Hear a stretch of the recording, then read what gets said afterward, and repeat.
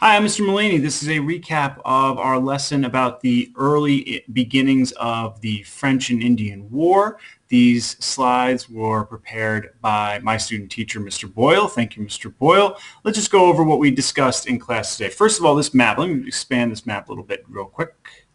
So this map right here is what North America looked like in 1750. And so you see you have the 13 British colonies butting up against the Louisiana Territory, the New France, French colonies. What the French really wanted was the trapping and the trading. So if you notice, they have a lot of frontage on water routes. They were all about trading and getting furs and products to market. Get it out of there and get it going. So that's your French colonies. Here's your British, and you got a little disputed area here. The especially disputed area is the Ohio River Valley, which is nice because it's a very, very important river in American history. And so let's just look at that real quick. This is the Ohio River Valley. There's the Ohio River, and in this shade here is all the land that is drained by the Ohio River, which eventually meets up with the Mississippi. So that's why, you notice part of western Pennsylvania is drained by the Ohio. So in theory, when rain falls in this area and a little bit in western New York, it will then go into the Ohio and then out the Gulf of Mexico because it goes to the Mississippi and out the Gulf of Mexico. It's pretty crazy.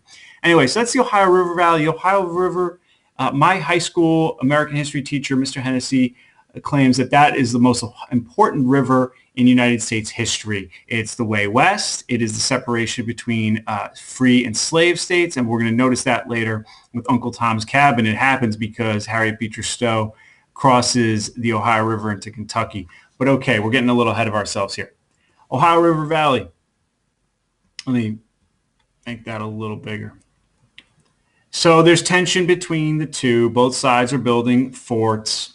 France claims the land between the Rockies and the Appalachians, pretty big chunk of territory. And the colonists and the 13 colonies are looking to push west. And your early fighting in this conflict, and this is where we're going to end it today, is you have French and natives against the British and colonists. The French and the natives use guerrilla tactics. So the traditional way is the two sides line up their armies and they shoot at each other. And that's good if you're the big power in the game. You have the force, so you use it.